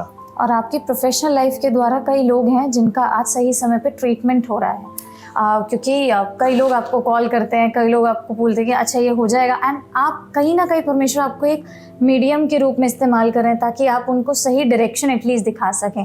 और ये भी परमेश्वर का अनुग्रह ही है, क्योंकि प्रभु हर किसी के लिए एक योजना, जैसे आपने बोला, रेडी रखते हैं। हो सकता है हॉस्पिटल में प्लांट करके परमेश्वर ने वही योजना आपके लिए इसलिए रखी ताकि आपके द्वारा हीलिंग मिनिस्ट्री के साथ साथ परमेश्वर की जो एक नेचर होता है, कई लोग हॉस्पिटल में काम करते हैं but they are very frustrated. आप उनसे बात करके देखें, ऐसा लगेगा बस खा जाएंगे अभी, but keeping a smile and then लोगों के लिए अपने आप को रेडी रखना, अवेलेबल रखना, इर्रिस्पेक्टिव ऑफ द फैक्ट कि मेरे घर पे क्या चल रहा है, मेरी लाइफ में क्या चल रहा है, मैं कितने स्ट्रेस में हूँ, लेकिन वहाँ पर एक स्माइल रखना, वहाँ पर लोगों के लिए अपने आप को अवेलेबल रखना, सही जगह पर उन्हें कनेक्ट करना, ये भी परमेश्वर का ही अनुग्रह है। इसके बारे में अगर मैं सोचता हूँ कि क्योंकि मेरा जो मतलब मेरी जो थिंकिंग है, शायद मेरी वाइफ भी इत्तेफाक नहीं रखती इस चीज़ से। वो बहुत सारी चीज़ों को लेकर के चिंता करती है, और मैं सोचता हूँ चिंता करना भी लाजमी है उनका। पर मेरा जो मानना है वो यही है कि उसने वचन दिया और उसने अपने कार्यों के लिए मुझे इस्तेमाल करा, तो मुझे कोई कमी होगी नहीं। होगी नहीं। मतलब मेरा जो विश्वास है वो दृढ़ है। और बहुत सी बार कहते हैं यार तुम इसी नौकरी में हो और कुछ करते क्यों नहीं, तो मैं कहीं ना कहीं मन में उस चीज़ को सोचता हूँ और फिर मेरे को एक ही चीज़ समझ आती है कि परमेश्वर भूखा तो मरने नहीं देगा, Very true. है ना। उसने वो बताया कि जब जो उन पक्षियों को देखो ना तो बोते हैं ना काटते हैं, हाँ, लेकिन फिर भी परमेश्वर उन्हें उनका पिता उन्हें देता है। तो हम तो उसके जीवित बच्चे हैं, उसके संतान हैं, तो वो हमें ऐसे तो नहीं छोड़ देगा। और ऐसा नहीं है कि हम भूखे मर जाएंगे, हमारे बच्चे भूखे मर जाएंगे, वो देगा। उसका वादा है, उसने बाइबल में वादे किए हैं और वो हमें उनको पूरा करता है। और हमारे जीवन में जो है वो चाहे कैसी भी परिस्थितियां हो, वो हमारे जीवन को पूर्ण रूप से जो है चलाता है और वो हमें हर चीज़ में देता है। और साथ ही जब काम के बारे में बात करते हैं कि मेरा जो सोच है वो यही है कि मैं कोशिश करता हूँ कि मेरे पास जो भी लोग आए वो उनको ये ना लगे कि बस मैं टाइम पास करने के लिए या फिर मैं कि भाई किसी ने बोल दिया तो मैं उनके लिए हेल्प करने की कोशिश करूं। मेरा खुद भी ये रहता है कि मैं कोशिश करूं कि अगर कोई ऐसे बड़े हॉस्पिटल में पैसा नहीं दे पा रहा तो मैं किसी भी रूप से कैसे ना कैसे करके उसकी हेल्प कर सकूं। चाहे वो भले डॉक्टर को दिखाना हो, क्योंकि अब इतना समय हो चुका है तो सब लोग जानते हैं। और वो यही वजह है कि जो मेरा नेचर है या उन लोगों का प्यार है जो डॉक्टर्स हैं मेरे, कि वो अगर मैंने किसी के लिए बोल दिया कि आप इनको देखें तो वो देखते हैं। तो कहीं ना कहीं हमारा विश्वास है, हमारा प्यार है उनके प्रति, जो कि वो बिना कुछ सोचे समझे वो उन चीज़ों को देखते हैं और सही गाइडेंस देते हैं, क्योंकि एक इलाज की सही गाइडेंस भी बहुत ज़रूरी है। तो आज के समय में मतलब मेरी कॉलोनी में अगर कुछ भी प्रॉब्लम होती है, किसी के अगर पैर में फ्रैक्चर है या कुछ होता है, सबसे पहले मेरे पास कॉल आता है। तो फिर मैं देखता हूँ, फिर मैं बताता हूँ कि हाँ आपको ये करना है। या कोई भी बहुत सारे रिलेटिव्स भी हैं, सब जानते हैं, तो कहीं ना कहीं से अक्सर कॉल आते हैं कि ये प्रॉब्लम है तो इसके लिए क्या करना है, किसको दिखाना है, कैसे दिखाना है। तो ये सारी चीज़ें होती हैं और ये फिर अच्छा लगता है कि आपको लोग पूछते हैं। और वो इसलिए नहीं पूछते कि आप इस लाइन में, मैं सोचता हूँ कि आपका नेचर भी डिपेंड करता है। बहुत सारे लोग हैं जो कि वो इरिटेट हो जाते हैं कोई फ़ोन कर दे उन्हें। लेकिन मुझे ऐसा लगता है कि अगर मुझे कोई कॉल कर रहा है या मुझे बोल रहा है तो मुझे एक अलग से खुशी होती है कि शायद मेरे लिए इसी तरीके से मिनिस्ट्री है। तो मुझे तो अच्छा लगता है और मैं जब तक हॉस्पिटल में हूँ तब तक मैं करूँगा, क्योंकि बहुत सारे अब मेरी कलीसिया में जो मेरे लोग हैं वो बहुत सारे बोलते हैं कि अब कितने टाइम तक आप यहाँ करोगे, यहाँ तो बहुत कम पैसा है। तो मुझे एक ही चीज़, अक्सर मेरी बीवी भी इस चीज़ को बोलती है कि इतना थोड़ा पैसा है। तो मैं कहता हूँ कि जितना है उतने में जब तक आदमी संतुष्ट रहना नहीं सीखेगा, वो चाहे कितना भी कमा ले, वो कभी भी आगे उसके जीवन में परेशानियां आती रहेंगी। तो जितना मिल रहा है मैं खुश हूँ। अगर आज मेरी पत्नी भी देख रही होगी तो शायद वो भी कहेंगी कि ये तो नहीं मानेगा। तो खैर मेरे को हमेशा से यही कि परमेश्वर जो है वो आपको देता है, मतलब उसने जो वादे किए हैं वो आपके लिए अडिग हैं। और परमेश्वर का वचन हर चीज़ में आपको गाइड करता है, क्योंकि ये जो वचन है वो आपको चाहे कैसी भी परिस्थिति हो, चाहे कैसी भी सिचुएशंस हो, वो आपको निकालता है। तो जो हीलिंग मिनिस्ट्री है या जो मेरा प्रोफेशन है वो सच में मुझे ऐसा लगता है कि परमेश्वर की योजना है, क्योंकि मेडिकली मैंने कोई ट्रेनिंग नहीं ली और ना कोई मेरी बहुत अच्छी ऐसी इंग्लिश है या मैं बहुत ज़्यादा मतलब कहना चाहिए एजुकेशन है, लेकिन यहाँ तक मैं हूँ शायद वो परमेश्वर की योजना है, क्योंकि मुझसे तो कुछ नहीं हो सकता, लेकिन परमेश्वर से सब कुछ हो सकता है। तो वही परमेश्वर ने मेरे लिए किया है। Very true. आप जब हीलिंग की बात करते हैं, कई बार ना लोगों को इंस्टेंट हीलिंग चाहिए होती है, बिकॉज वो लोग बहुत सालों से उस सब बीमारी को लेकर के, उस परेशानी को लेकर के चल रहे हैं। अब वो इंस्टेंट नहीं मिलती है। वो विश्वासी हैं, अच्छे विश्वासी हैं, दुआ बंदगी करने वाले लोग हैं, दिन में 4-4 बारी दुआ कर रहे हैं, लेकिन फिर भी हीलिंग नहीं मिल रही है। तो ऐसे टाइम पर वो इंसान क्या करे? हीलिंग की अगर हम बात करते हैं तो हीलिंग कई तरीके से हीलिंग होती है। कुछ जगहों पे कांस्टेंट मतलब सडनली हीलिंग हो जाती है, कुछ जगहों पर महीने लग जाते हैं, साल लग जाते हैं, और 10-10 साल लग जाते हैं, 20-20 साल लग जाते हैं। तो अब ज़रूरी नहीं है कि अगर हीलिंग नहीं हो रही तो हम अपने विश्वास में कमज़ोर हो जाएं, क्योंकि परमेश्वर का वचन जिंदा वचन है ना। परमेश्वर के पीछे चल, हमारा जो मकसद है वो हीलिंग नहीं है। परमेश्वर ने जो हमसे वायदे किए हैं, जो परमेश्वर का जो मकसद है वो हमारे जीवन से ये है कि हम उसके पीछे चलें। हीलिंग एक जरिया है परमेश्वर के और क्लोज होने का। मैं सोचता हूँ अगर मुझे विश्वास कि अगर मेरे अंदर कमी है और मेरे जीवन में कुछ ऐसी परेशानी है और मैं प्रार्थना करूँ वो चीज़ हो जाए, तो मैं विश्वास में मजबूत हो जाता हूँ। हीलिंग इस तरीके से होती है। लेकिन उससे बढ़कर के एक चीज़ है कि अगर मैं विश्वास में कमज़ोर हूँ तो परमेश्वर के वचन को पढूं और परमेश्वर मुझे और मजबूत करता है। तो इम्पोर्टेंट क्या है? परमेश्वर का वचन जो कि हमें मजबूत करता है विश्वास में, और उसका जो मकसद है वही है ना, हम विश्वास में मजबूत रह सकें। करेक्ट है। और वो यही हमारे जीवन से चाहता है कि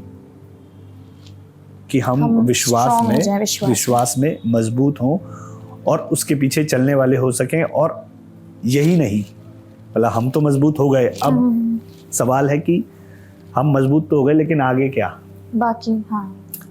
तो परमेश्वर का वचन, जब यीशु मसीह ऊपर उठाए जा रहे थे तो उसने कहा था कि तुम जगत के छोर तक मेरे नाम के सुसमाचार का प्रचार करो।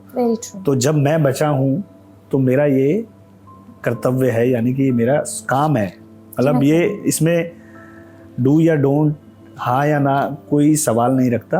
अगर मैं परमेश्वर में विश्वास करता हूँ और उसके पीछे चलता हूँ तो मेरा ये कर्तव्य है कि मैं परमेश्वर के लिए दूसरे लोगों को परमेश्वर के बारे में बताऊँ, उनके वचन को दूसरे लोगों तक पहुँचाऊँ। क्योंकि परमेश्वर का वचन हमसे यही, परमेश्वर का जो काम, परमेश्वर ने जो हमें काम दिया वो यही दिया है कि हम परमेश्वर के वचन को दूसरों तक पहुँचाए। बाद में वो मानना ना मानना वो उनके ऊपर है, वो उनका विवेक जानता है। लेकिन परमेश्वर ने जो हमें कार्य दिया है वो यही है कि हमें परमेश्वर के वचन को दूसरों तक पहुंचाने की ज़रूरत है, जो कि वो हमसे चाहता है। Very true, very true.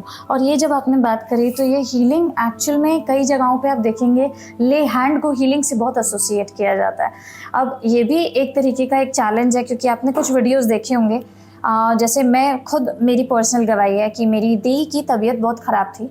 उनकी आवाज़ बंद हो गई थी, चोक हो गई थी, और मेरी मम्मी उनको खामरा में लेकर के गई थी उस समय, क्योंकि वो लोगों को नज़दीक पड़ा था खामरा। तो मेरी मम्मी उनको अपोस्टल अंकुर नरूला जी के चर्च में लेकर के गई, और अभी चर्च में एंटर ही किया और देखिए आवाज़ वापस आ गई। मतलब वहाँ पे बहुत बड़े बड़े क्या बोलेंगे, तंबू, बहुत बड़े बड़े वो टेंट्स हैं। तो वो पास्टर बहुत आगे होंगे, बहुत आगे, इतने लोग, इतने करोड़, मतलब लाखों लोगों की भीड़ होगी उस समय। ये बात होगी आज से, ये 2019-2018 की बात है। तो वो लेकर के गई, अभी वो अंदर ही एंटर हुई और उसकी आवाज़ वापस आ गई। तो उसका विश्वास बढ़ गया, और उस दिन से उसने जो टीचिंग्स थी उनको और रुचि के साथ में सीखना शुरू किया, जबकि वो born and brought up Christian family की है। अब ये तो हुआ वहाँ पर, उन्होंने ले हैंड नहीं कराया, but in the presence only वो ठीक हो गई। अब कई ऐसी जगहों पे हम ये देखते हैं कि ले हैंड की एक गलत डेफिनेशन हमें दिखाई देती है। कुछ लोग ऐसे हैं, क्योंकि कई मैंने पास्टर्स को ही बोलते सुना है कि ले हैंड के लिए अगर कोई आपसे ₹1 भी चार्ज करे तो आप हमें कंप्लेंट कर देना। क्यों? क्योंकि ये परमेश्वर ने नहीं कहा है कि मेरे लोगों के लिए पैसे लेके तुम दुआ करोगे, राइट। एंड कई लोगों को ऐसा लगता है कि ले हैंड रखवा लेंगे, तंबाकू खा लो, सिगरेट पी लो, दारू पी लो, कोई टेंशन नहीं है, अब तो हमने ले हैंड करा लिया, पास्टर जी का तो हाथ आ गया था सर पे, अब तो हम ठीक हो जाएंगे। कई लोग ले हैंड को ये समझते हैं, कई लोग ले हैंड को दिखावा समझते हैं, कई लोग कहते हैं कि ले हैंड कराना ही नहीं चाहिए। तो आपका पर्सपेक्टिव क्या है ले हैंड को लेकर के? ले हैंड के बारे में अगर मैं बात करूं, मतलब जो मैंने सीखा और परमेश्वर की आत्मा ने मुझे सिखाया वो यही है कि डिपेंड्स कि आप कहाँ पर है, मतलब किस वे में आपको ले हैंड कराना है। बहुत सी जगहों पर आजकल ये भी देखना ज़रूरी है कि क्योंकि लोग जब परेशान होते हैं ना तो वो किसी भी हद तक जाते हैं, कहीं भी जाते हैं, मतलब मैंने अपने मसीही लोगों को देखा है कि वो पता नहीं कहाँ भी चले गए, है ना। लेकिन हमारी कलीसियाओं में बहुत सारे परमेश्वर का वचन बताता है कि यदि आप परेशान हो, यदि आपकी ऐसी कोई बीमारी हो या ऐसी परिस्थितियां हो, आप अपने पुरनियों यानी कि अपने बुजुर्गों को लाओ और उनसे हाथ रखवा करके प्रार्थना कराओ। तो ये भी एक ले हैंड है।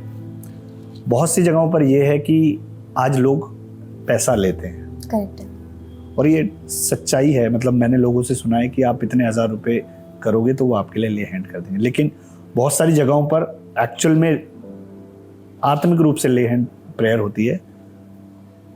और जब वो ले हैंड प्रेयर होती है तो बहुत सारे लोग एक्चुअली ना, ये विश्वास के ऊपर डिपेंड करता है। मेरा विश्वास है कि इसे हम इस तरीके से देखेंगे, ले हैंड में 2 तरीके की बातें निकल के आती है। एक तो अगर मेरा विश्वास थोड़ा कमजोर है तो मैं कोशिश करूंगा ले हैंड की वजह से कि मैं ले हैंड पे जाऊं कि मेरे लिए प्रार्थना करे। और मेरा विश्वास मजबूत है तो वो उसकी तरह है कि वो सूबेदार का विश्वास था कि तू मेरे सेवक के लिए वहीं से प्रार्थना कर देगा तो मेरा सेवक चंगा हो जाएगा। करेक्ट है। और ये मुझे इतनी खूबसूरत बात लगती है उस सूबेदार की। और जब मैंने इस वाक्य को पढ़ा, इस दृष्टांत को पढ़ा, तो सच में मैंने इतना कुछ सीखा इससे। और सच में मतलब एक तरीके से कि ये अलग ही लेवल का जो विश्वास है वो उस सेवक का था। और वहाँ जब उसकी अगर हम बात करते हैं तो यानी कि वहाँ उसको ले हैंड की भी ज़रूरत नहीं पड़ी। करेक्ट। और उसका विश्वास इतना मजबूत था कि यीशु मसीह को अचंभा हुआ। एग्जैक्टली। उसने यीशु मसीह ने इतनी बड़ी बात बोल दी कि ऐसा विश्वास तो मैंने इजराइलियों में भी नहीं पाया।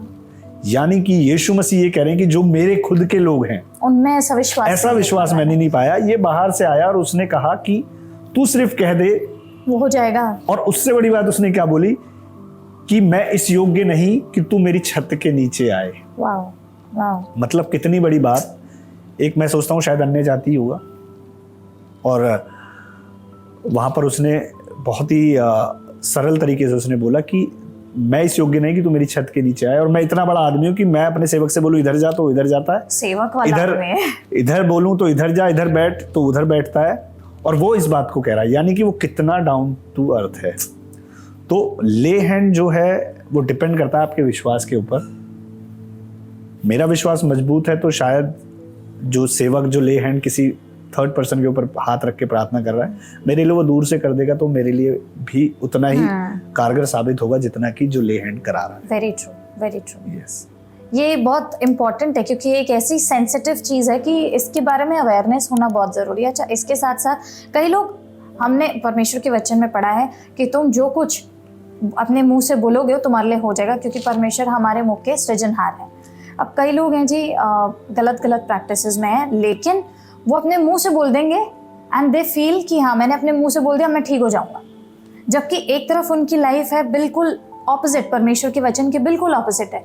लेकिन वो कहते हैं हम भी अथॉरिटी रखते हैं क्योंकि हमें परमेश्वर ने कहा परमेश्वर के वचन से जो मांगोगे तुम्हें मिलेगा। तो क्या ये तरीका सही है? परमेश्वर ऐसा भी करने के लिए बोलते हैं या सुनते हैं उन लोगों की भी दुआएं? मुझे इस चीज़ को देख करके ऐसा लगता है कि अगर मैं परमेश्वर के पीछे चलने वाला व्यक्ति हूँ या परमेश्वर की आत्मिकता में चलने वाला व्यक्ति हूँ तो मैं इस तरीके से मांगूंगा ही नहीं। और मैं वो मांगूंगा जो परमेश्वर मुझसे चाहता है। करेक्ट है ना। बहुत सारे लोग हैं, क्योंकि शैतान भी दूसरी तरफ काम करता है, वो अपना काम कोशिश करता है। बहुत सी बार क्या होता है विश्वासी लोगों के साथ में, थोड़ा सा मैं अलग जा रहा हूँ जी। विश्वासी लोग परमेश्वर के पीछे चलते हैं और बहुत सी बार वो गलतियां करते हैं। बिल्कुल। है ना। अब सपोज मैंने कुछ गलती कर दी और मैं ना परमेश्वर के पास नहीं जा पा रहा प्रार्थना करने। क्यों नहीं जा पा रहा? क्योंकि शैतान मुझे ना बार बार नेगेटिव बातें दिमाग में डाल रहा है। एग्जैक्टली। है ना। हमारे अंदर जो है 2 तरीके की बातें चलती हैं, कर नहीं कर। एग्जैक्टली। तो शैतान बार बार हमें नीचे गिराता है कि नहीं भाई तू नहीं कर सकता, तूने तो इतना बड़ा काम कर दिया, तू कैसे। लेकिन परमेश्वर का वचन क्या बताता है कि अगर तूने पाप किया है तो वो मेरे पाप क्षमा होंगे या नहीं होंगे। तो यीशु मसीह वहां कहते हैं कि तेरी जो पाप है वो 7 के 70 गुना बार माफ होंगे। बशर्ते ये जानने की जरूरत है कि मैं उस लेवल पे हूँ, यानी कि मैं सच में अगर परमेश्वर का जन हूँ और आत्मिक रूप से परमेश्वर के पीछे चल रहा हूँ, यस तो वो उन लोगों के लिए है 7 का 70 गुना। ये नहीं है कि हर कोई पाप करे जा रहा है और 70 गुना माफ हुए माफी चले मांगे जा रहे रहा हैं। है। एग्जैक्टली तो ये हमें जानने की जरूरत है, और ये जो है जानना, फिर मैं कहूँगा कि मैं किसी के बारे में नहीं बता सकता, वेरी ट्रू। परमेश्वर जानता है और वो हमें बताता है कि कौन इस तरीके से काम को कर रहा है। Very true. लेकिन ये बात सच है कि 7 के 70 गुना माफ होने का आपको ग्रेस मिला है, आप उसका मिसयूज मत करिए। लोगों को बड़ी गलतफहमी है कि ग्रेस मिला है तो चलो करते चले जाते हैं, लेकिन परमेश्वर तो है ही अनुग्रहकारी, अनुग्रह कर देंगे। लेकिन ये कहीं ना कहीं उनको टेकन फॉर ग्रांटेड लेने वाली बात है कि करते चले जाओ और अनुग्रह तो है ही हमारे पास। नहीं, वहाँ वो लिखा है ना कि अगर आप इस तरीके से करोगे तो आपके नाम जो है जीवन की पुस्तक से निकाला भी जा सकता है। और ये भी बहुत परमेश्वर के वचन में बात है कि आप पाप तो ठीक है, मनुष्य है और करता है, यस, और वचन भी बताता है सबने पाप किया और सब परमेश्वर की महिमा से रहित हैं। लेकिन पवित्र आत्मा के विरोध में अगर जिसने पाप किया तो फिर उसकी माफी नहीं है। Very true, very very true. तो हमें ये भी देखने की जरूरत है, अक्सर जो लोग हैं, जो मैं सोचता हूँ मसीही हैं, लेकिन कहीं ना कहीं बहुत सी बार उनके मुंह से ऐसे शब्द निकल जाते हैं गलत होता जो है, कि वो उनके जीवन के पतन का कारण बन जाते हैं। एब्सोल्युटली, तो एब्सोल्युटली, ये जानने की भी जरूरत है। Very very true.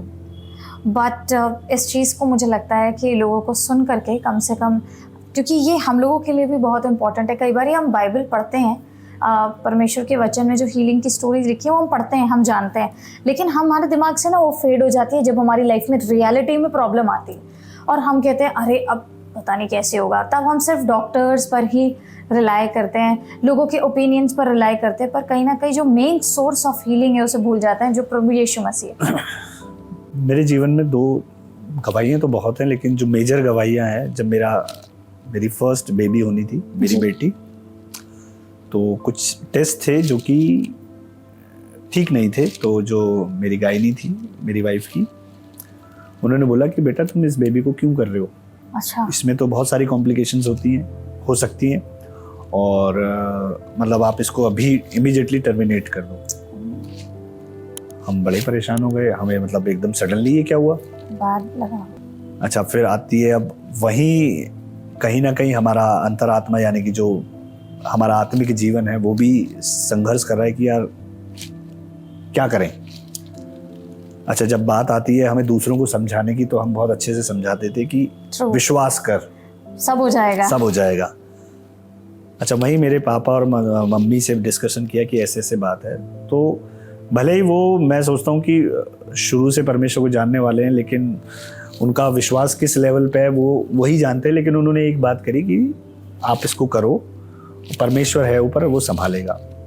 हमने प्रार्थनाएं करी और इस चीज़ को मांगा, और कहीं ना कहीं मेरे मन में ये सवाल आया कि यार हम दूसरों को तो बहुत बोलते हैं कि विश्वास करो, एग्जैक्टली, और जब एक्चुअली में अपने ऊपर ये परीक्षा तो आई, तो यहाँ हम फंस गए। तो फिर मैंने और वाइफ ने मन बनाया कि नहीं, हम इस बच्चे को रखेंगे, और परमेश्वर पे पूरा विश्वास है, और परमेश्वर इसको हमारे लिए बेस्ट देगा, और परमेश्वर को लेना होगा तो वो ले लेगा। अगर कुछ ऐसी प्रॉब्लम होगी तो वो ले लेगा, वो नहीं देगा। और हमने विश्वास किया, और वहीं हमारा विश्वास मजबूत हुआ। और मैं इस बात की गवाही देता हूँ कि हम दूसरों को तो विश्वास के बारे में बहुत समझाते हैं, लेकिन जब अपने ऊपर विश्वास की बात आती है तो हम कमज़ोर पड़ जाते हैं। लेकिन परमेश्वर ने वहाँ हमें हिम्मत दी, और हमने उस विश्वास की दौड़ को पूरा किया। और बाय ग्रेस ऑफ गॉड आज मेरी बेटी 8 साल की है, और वो एक्स्ट्रा ऑर्डिनरी है, मतलब वो एक्स्ट्रा ही है, मतलब बहुत ही नॉटी है। उसी के साथ मेरे बेटे की भी गवाही है। जब मेरी वाइफ ने कंसीव किया बेबी को, तो उसका थायराइड, जब फर्स्ट बेबी हुआ था तो थायराइड की उसमें कुछ कॉम्प्लिकेशंस थी, और वो अक्सर बढ़ जाता है लेडीज़ में जी।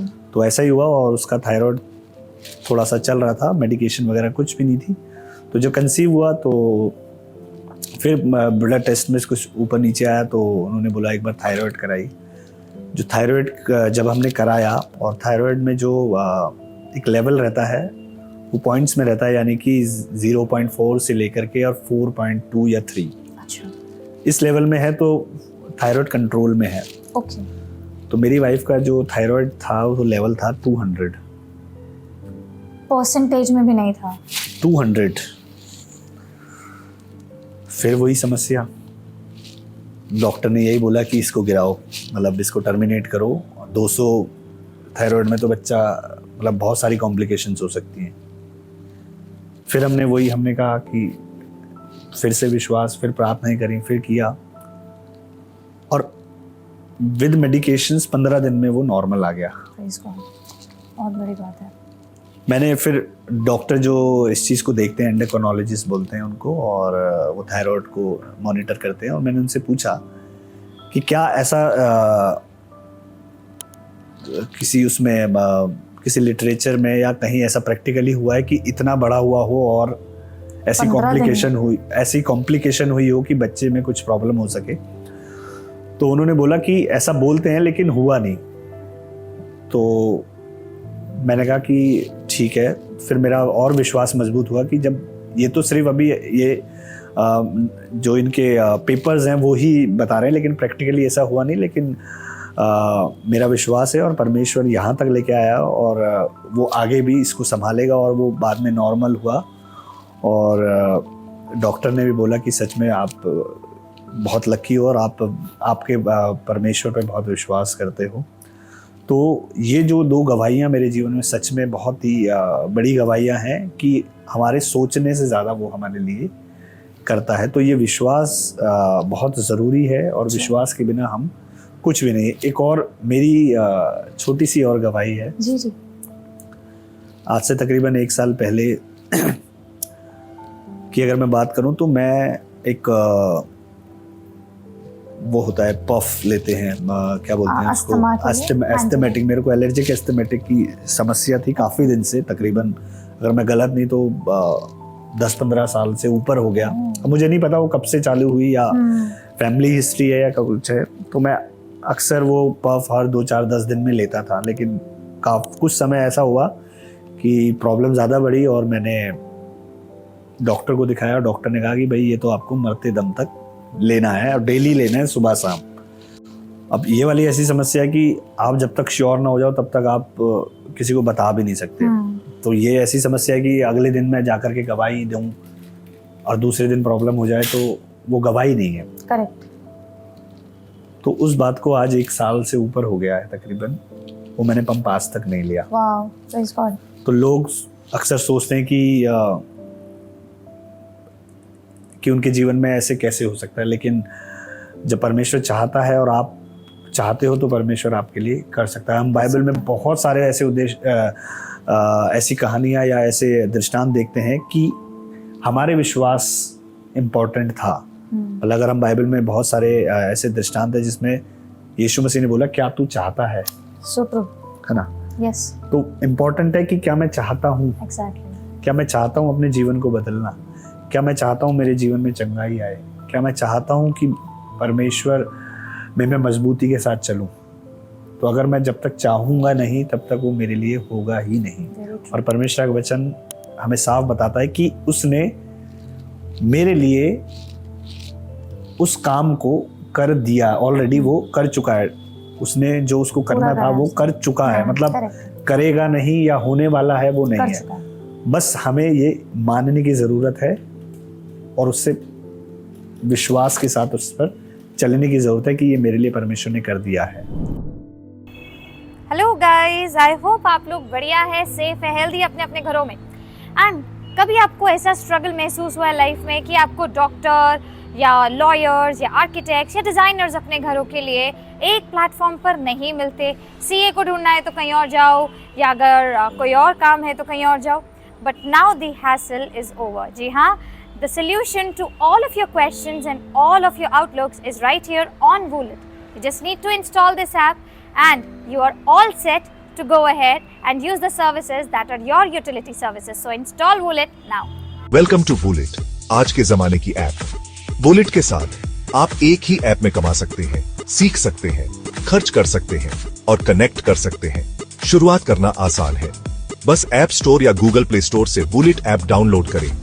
एक बार इंस्टॉल हो जाने पर ऐप खोलें और अपना अकाउंट बनाने के लिए रजिस्टर पर टैप करें। अपनी बेसिक जानकारी जैसे अपना नाम, ईमेल और पासवर्ड भरें। इसके बाद वेरिफिकेशन के लिए आवश्यक डॉक्यूमेंट्स जमा करें। इससे हमें अपनी कम्युनिटी को सेफ और ट्रस्टवर्दी बनाए रखने में मदद मिलती है। अब यह दिखाने के लिए कि आप कौन हैं, एक शॉर्ट इंट्रोडक्टरी वीडियो अपलोड करें। एक बार आपकी प्रोफाइल अप्रूव हो जाने पर आप प्लेटफॉर्म पर लाइव होंगे। जब आप अप्रूवल की वेट कर रहे हो तो बुलेट पर एक्साइटिंग फीचर्स का पता लगाएं। मी टाइम पर पोस्ट करें, कम्युनिटीज से जुड़े, वाइब्स शेयर करें, लाइव इवेंट से सीखें और यूज फ्रीडम ऑफ स्पीच अपना ज्ञान साझा करें। बुलेट के साथ सर्च करें, जुड़ें और आगे बढ़ें। अभी डाउनलोड करें और अपनी यात्रा शुरू करें। So viewers, welcome back. Break के बाद आपका हार्दिक स्वागत है और अब हम चलने वाले हैं हमारे रैपिड फायर राउंड में। इस रैपिड फायर राउंड में हम आपसे कुछ क्वेश्चन पूछेंगे और आपको फटाफट ट्रू या फॉल्स में उसका जवाब देना है। ठीक है जी? All set? हीलिंग केवल चर्च में ही हो सकती है? फॉल्स? कहीं पर भी हो सकती है। आपका विश्वास बहुत स्ट्रांग होना चाहिए अगर आप हील होना चाहते हैं? इसमें हम दोनों बातें हैं, क्योंकि बहुत सारे जो परमेश्वर के को नहीं जानते उनका विश्वास इतना मजबूत नहीं होता, और बहुत सारे जो परमेश्वर के विश्वासी हैं वो विश्वासी भी होते हैं, लेकिन दोनों का होना ज़रूरी है, तभी हीलिंग हो सकती है। करेक्ट। हीलिंग खाली चर्च के लीडर्स ही कर सकते हैं, अगुवे ही कर सकते हैं? फॉल। फिजिकल हीलिंग की जब हम बात करते हैं तो वो इमोशनल हीलिंग से ज़्यादा इम्पॉर्टेंट है, इमोशनल हीलिंग इतनी इम्पॉर्टेंट नहीं है? नहीं, दोनों हीलिंग इम्पॉर्टेंट है। आपका व्यक्तिगत जीवन भी इम्पॉर्टेंट है। अगर आपका व्यक्तिगत जीवन डिस्टर्ब है तो मैं सोचता हूँ कि आप और दूसरों के लिए मैं सोचता हूँ हीलिंग या विश्वास उनको नहीं पहुँचा सकते। एग्जैक्टली। फिजिकल हीलिंग के बारे में ही खाली बाइबल में लिखा हुआ है? नहीं, फॉल। जो हीलिंग होती है हमेशा चुटकियों में हो जाती है, फटाफट होती है? दोनों ही बातें हैं। अच्छा। चुटकियों में भी होती हैं और समय भी लगता है। ओके। अगर किसी इंसान को हील होने में बहुत वक्त लग रहा है, यानी उसने बड़े पाप किए? ऐसा नहीं है। परमेश्वर बहुत सी बार उसकी जो योजनाएं रहती हैं वो बहुत ही अद्भुत रहती हैं, और अगर हम एक चैप्टर अगर उसमें देख सकते हैं, यूहन्ना उसका 9वां अध्याय, उसमें जो एक वो अंधा बर्तिमाई था जो जन्म से अंधा था, और वहाँ पर जब लोग आते हैं उनसे कहते हैं कि ऐसा क्या कि इसने पाप किया, इसके माता पिता ने पाप किया कि ये हील नहीं हुआ, तो वहाँ पर लिखा है कि ना तो इसने पाप किया ना इसके माता पिता ने पाप किया, लेकिन इससे क्या हो, परमेश्वर की महिमा प्रकट हो। तो बहुत सी बार समय लग जाता है कि परमेश्वर की महिमा को प्रकट कर सके। अगला क्वेश्चन, सिर्फ कुछ ही लोग हैं जो आपकी हीलिंग के लिए दुआ कर सकते हैं, उन्हीं को अधिकार? नहीं, जितने परमेश्वर पे विश्वास करते हैं वो सब इस चीज़ को कर सकते हैं। कोई डजंट मैटर वो छोटा हो या बड़ा हो उम्र में। शैम्बेल था, बहुत छोटा था, पर उसने उस काम को किया जो परमेश्वर ने उसे दिया। एग्जैक्टली। नेक्स्ट क्वेश्चन, जो हीलिंग है वो घर पे बैठे बैठे नहीं हो सकती है? फॉल। हीलिंग तो कहीं पर भी हो सकती है। एग्जैक्टली। परमेश्वर का वचन दवाई लेने को सपोर्ट नहीं करता? परमेश्वर का वचन दवाई लेने को सपोर्ट नहीं करता, मतलब हमें मेडिसिन नहीं लेनी चाहिए? ऐसा कहीं लिखा नहीं है कि मेडिसिन लेनी चाहिए या नहीं लेनी चाहिए, तो वो डिपेंड्स कि कुछ चीज़ें होती हैं कि विश्वास के द्वारा हमारे जीवन में काम करती हैं, कुछ चीज़ें होती हैं कि कार्य के द्वारा हमारे जीवन में होती है। तो विश्वास और कुछ जगहों पर कार्य, विश्वास के साथ कार्य होना जरूरी है। तो शायद कहीं ना कहीं जो है हमें कुछ कार्यों की ज़रूरत पड़ती है, तो वो इस तरीके से हम ले सकते हैं। करेक्ट। और हम देखते हैं कि परमेश्वर के चेलों में भी एक डॉक्टर ही था, डॉक्टर लूका। यस। तो ऑब्वियस ही बात है कि जब वहाँ लिखा नहीं है कि मतलब, तो इसका मतलब ये भी नहीं है कि लो। ओके। परमेश्वर का वचन कहता है कि परमेश्वर ही आपको चंगाई देंगे तो परमेश्वर ही चंगाई। Yes, definitely sure. पर ये डिपेंड करता है कि जो आगे सामने बंदा है वो चंगाई चाहता है कि नहीं। एग्जैक्टली। और मीडियम कोई भी हो सकता है, मीडियम माध्यम कुछ भी हो सकता है। तो जरूरी नहीं परमेश्वर ही नीचे आकर के आपको आके देंगे। उसने तो वचन हमें दे दिया, और उसने कहा है कि तुम मेरे वचन बोलोगे और वो तुम्हारे लिए हो जाएगा। एब्सोल्युटली। सो कई बार लोग जब ये सोचते रह जाते हैं कि अरे नहीं मैंने तो परमेश्वर से मांगा, परमेश्वर जब तक नीचे नहीं आएंगे, अद्भुत नहीं दिखेगा कुछ, तब तक हीलिंग नहीं होगी, दैट्स रॉन्ग। परमेश्वर मीडियम के तौर पर किसी को भी चुन सकता है और कभी भी चुन सकता है। Thank you so very much, आपने हमारे रैपिड फायर राउंड में इतनी क्लैरिटी के साथ में इतने सारे मिथ्स को तोड़ा है, क्योंकि MMP is all about breaking the myths, ताकि जो मिथ हैं इस दुनिया में उनको तोड़ा जाए और रियलिटी को सामने लाया जाए। आज हमने देखा एक बपतिस्मे से जुड़ी हुई रियलिटी को, हमने देखा ले हैंड से जुड़ी रियलिटी को, हमने देखा कि परसिक्यूशन या और भी कई सारे सामाजिक एग्जॉर्सिज्म की हमने शुरुआत में बात करी थी कि दुष्ट आत्माओं का रेलेवेंस है नहीं है, और परमेश्वर का वचन क्या कहता है और मिथ कितने हैं, फैक्ट्स कितने हैं, उन सबको आज हमने जाना है और प्रभु का अनुग्रह है कि हमने उन्हें जाना है आपके द्वारा। अभी इससे पहले कि हम दर्शकों से विदा लें, आप उनको एक क्या संदेश दे करके जाना चाहेंगे?